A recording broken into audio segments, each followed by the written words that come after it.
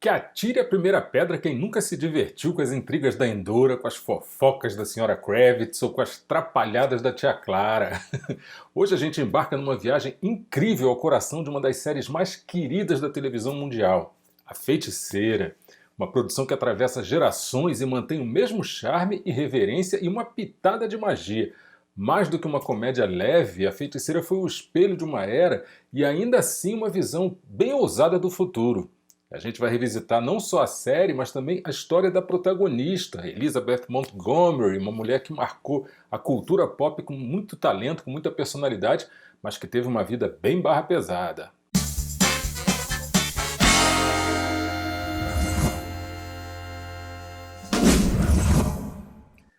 Fala galera do bem, é isso, eu convido vocês agora a embarcar numa viagem de retorno a 17 de setembro de 1964.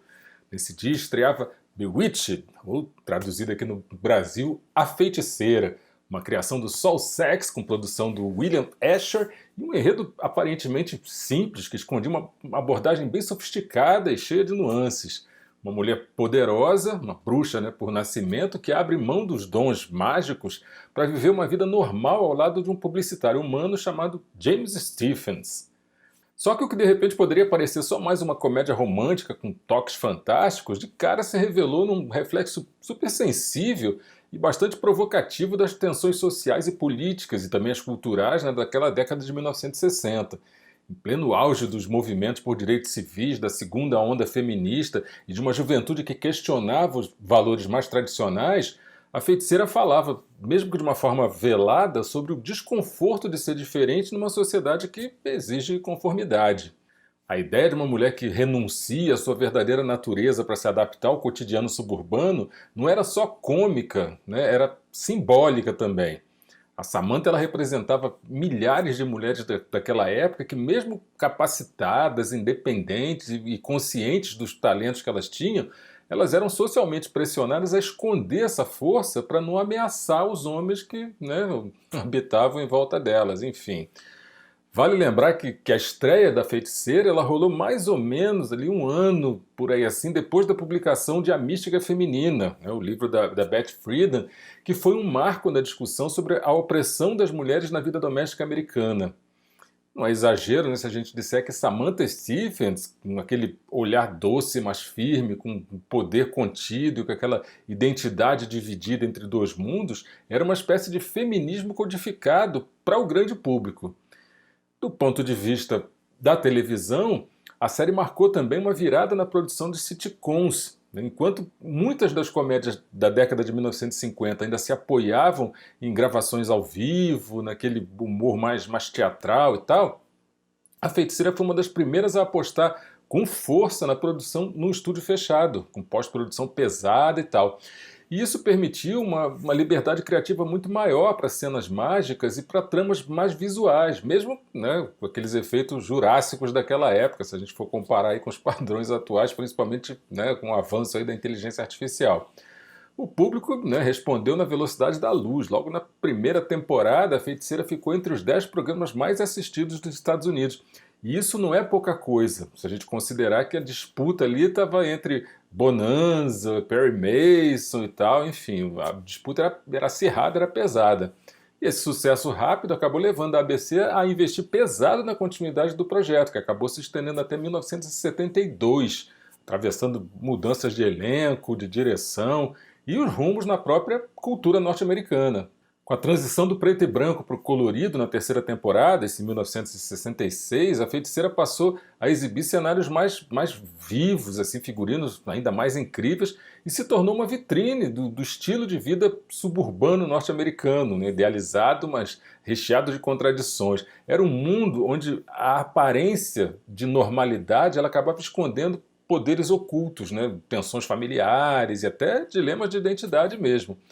E um outro ponto importante é que a série A Feiticeira ela não era só uma série isolada, ela fazia parte de uma onda de comédias fantásticas que surgiram ali nos anos 1960, como o Dino é um gênio, como meu marciano favorito, enfim.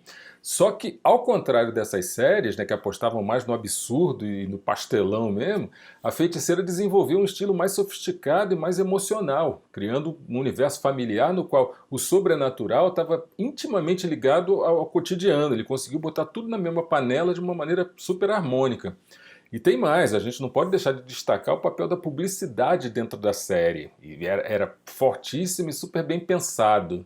Como muitos programas da época, a Feiticeira tinha patrocínio pesado de grandes marcas, como a Chevrolet, a Quaker, a Pepsi, a Colgate. Aqui no Brasil, por exemplo, marcas como a GC Lever, né, fabricante do sabonete Lux, do sabão Omo e tal, sorvete Que Bom, refrigerantes Antártica, essas eram as marcas que dominavam ali os intervalos comerciais. E isso, de certa forma, influenciava desde a escolha dos produtos, né, até os temas dos episódios, reforçando aquela imagem de um lar ideal, com carros novos na garagem, eletrodomésticos modernos, uma família, né, aparentemente perfeita, margarina e tal, enfim. O mais curioso é que, mesmo inserida nesse universo publicitário, que era aparentemente conservador, a Feiticeira ela subvertia todas as regras de uma forma super sutil. A Samantha era uma esposa amorosa, era sim, claro, mas também era uma mulher que decidia, que tinha opinião, que enfrentava a sogra, que protegia a filha, né, a Tabata, com unhas e feitiços e tal. Na verdade, é quase que as filhas, né, porque a personagem era vivida por duas gurias gêmeas. No final das contas, A Feiticeira não era só uma comédia sobre magia. Era um retrato de uma sociedade em transição, contado com muita leveza, com muita ironia e com aquela torcida de nariz, né, que se tornou clássica. Falar de A Feiticeira é lembrar de personagens inesquecíveis, com interpretações que ajudaram a construir esse legado duradouro da série. E a lista começa com ela, Samantha Stephens, interpretada pela atriz californiana Elizabeth Montgomery. Ela não era só o rosto da série, mas também a alma criativa, dona de um talento na medida certa para alternar entre o humor e a seriedade dramática. Ela emprestou muita profundidade a uma personagem que podia facilmente ter sido mais uma caricatura, ter resvalado para a vala comum. A Samantha era uma bruxa, sim, mas também uma mãe, uma esposa, uma filha, uma cidadã. Ela representava super bem o desejo de muitas mulheres de manter a autonomia num mundo que exigia submissão total e absoluta. A Elizabeth, ela deu para essa personagem um carisma que ia muito além da tela. A suavidade na voz, aqueles gestos elegantes, aquele sorriso contido, tudo isso contribuía para tornar a Samantha ao mesmo tempo poderosa e super-humana. Ao lado da Samantha estava o James Stephens, o marido mortal. Durante 5 temporadas, o papel foi vivido pelo Dick York, um ator super versátil que trazia para o personagem uma combinação de ingenuidade e frustração cômica fantásticos. O York ele criou um James que amava profundamente a esposa, mas também se via em constante conflito com aquele mundo bruxesco, né, que invadia a rotina da casa. Infelizmente, por problemas de saúde, né, decorrentes de uma lesão super grave na coluna, o Dick York teve que deixar a série em 1969, e a partir da 6ª temporada, quem assumiu o papel foi outro Dick, o Dick Sargent. Essa transição, claro, né, não foi simples, o público obviamente percebeu essa mudança, né, e a recepção acabou sendo dividida. Enquanto o Sargent tentava manter o tom da série, muitos sentiram falta da energia física e expressiva do Dick York. O Dick Sargent ele trouxe uma interpretação mais contida, mais racional, que alguns aí dizem até que refletiu na evolução do próprio personagem, ou seja, encararam como uma coisa normal, né, como uma evolução natural do personagem. Não sei se colava, enfim, muita gente acreditava nisso. Fora das telas, ele e a Elizabeth mantinham uma relação super de boas, assim, rolava muito respeito, muito companheirismo entre eles, e isso transparecia em cena. E daí, para tacar fogo no parquinho, chegava a Endora, a verdadeira sogra bruxa, extravagante, inteligente e absolutamente memorável. Interpretada pela veterana Agnes Moorehead, a Endora roubava a cena com uma presença super magnética. Aqueles figurinos coloridos, aquela maquiagem marcante, aquele olhar de desprezo constante para cima do genro, transformava aquela doida numa das vilãs mais queridas da televisão. As aparições da Endora eram o ponto alto dos episódios porque ela não tinha filtro, não tinha noção, mas tinha uma presença que não dava para passar despercebida. Agnes Moorehead, com formação teatral e indicações ao Oscar no currículo, tratava a Endora como uma personagem shakespeariana, não tinha exagero gratuito ali. Tinha uma intenção, tinha estrutura, tinha timing. A Endora era a mãe que se recusava a aceitar a renúncia da filha ao poder que ela tinha. E isso continua sendo um espelho para a sociedade atual, que com toda razão se revolta quando tentam relegar a mulher a papéis secundários. E a série ainda mostrava outros personagens assim, igualmente marcantes. Um deles era o Larry Tate, o chefe do James, né, que era interpretado pelo David White, o executivo de publicidade tipicamente norte-americano, flexível, ambicioso, mas não sem escrúpulos, enfim.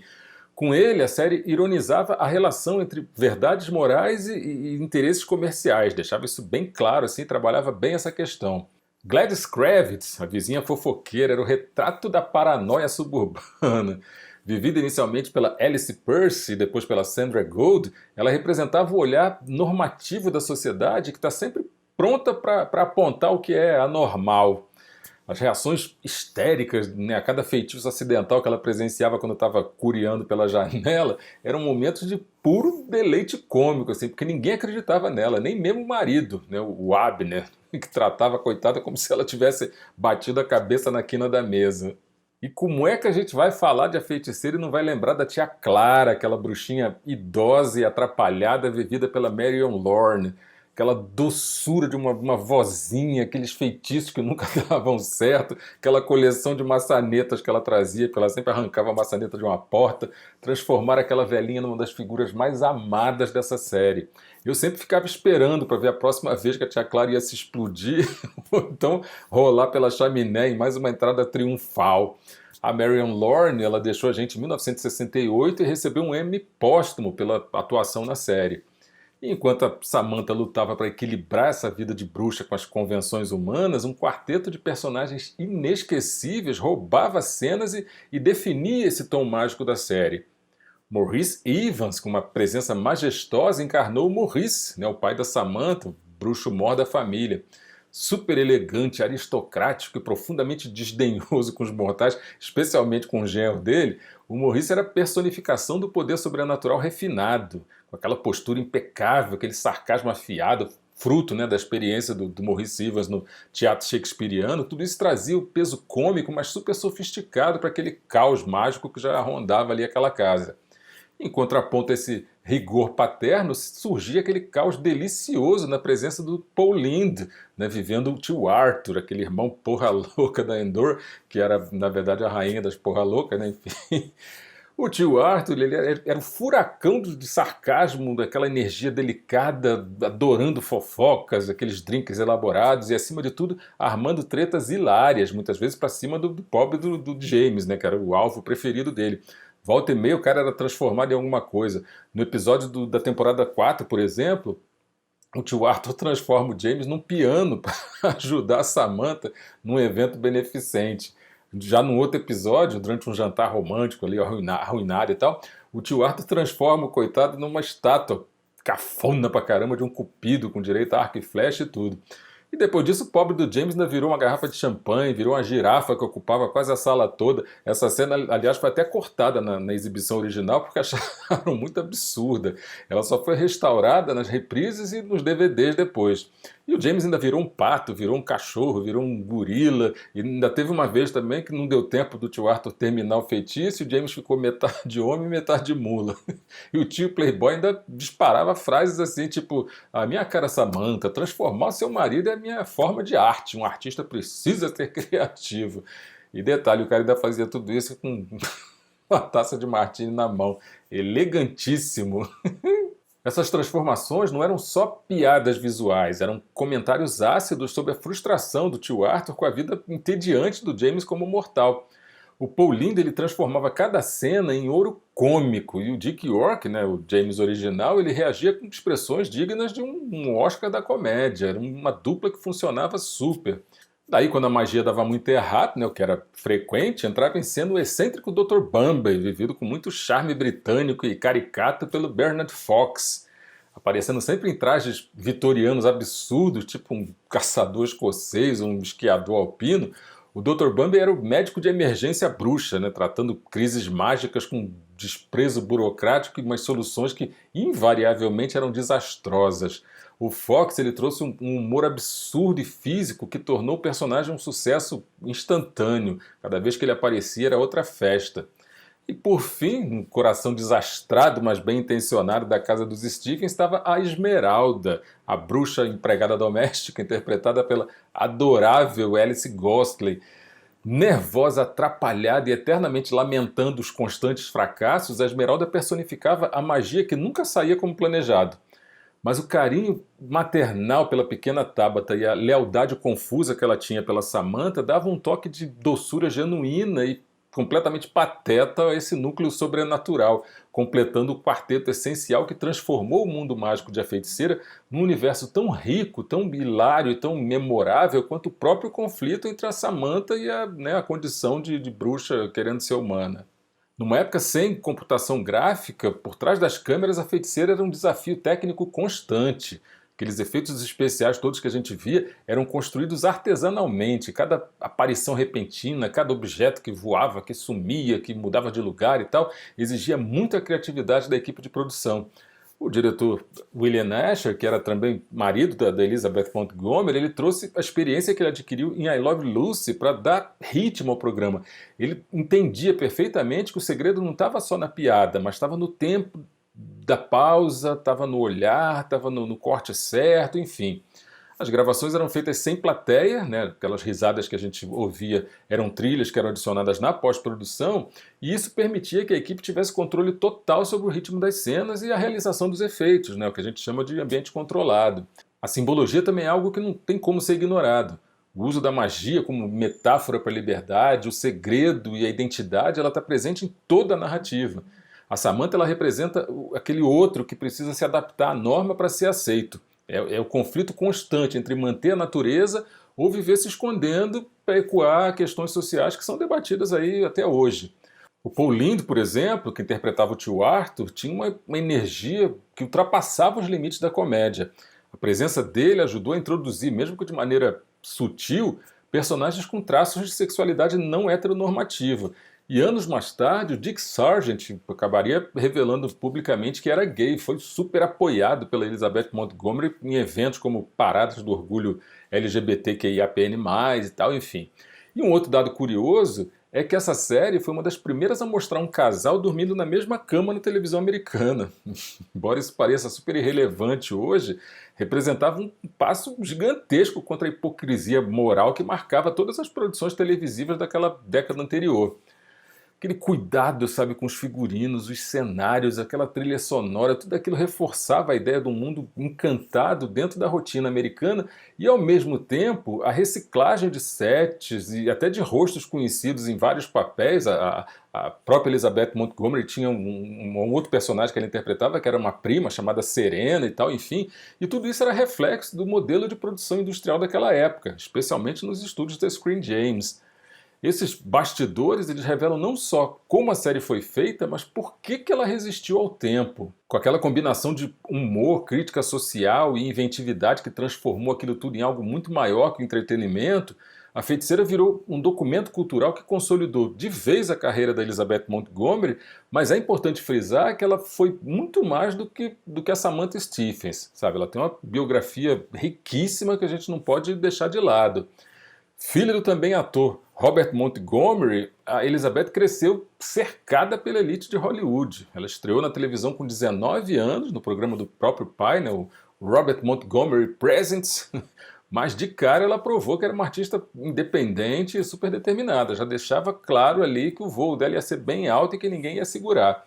Antes da Feiticeira, ela teve atuações dramáticas em séries como Os Intocáveis, como Alfred Hitchcock Apresenta e o Twilight Zone também, e foi indicada a 9 prêmios Emmy ao longo da carreira. Só que não levou nenhuma estatueta para casa. Isso acontece, né? Acontece muito.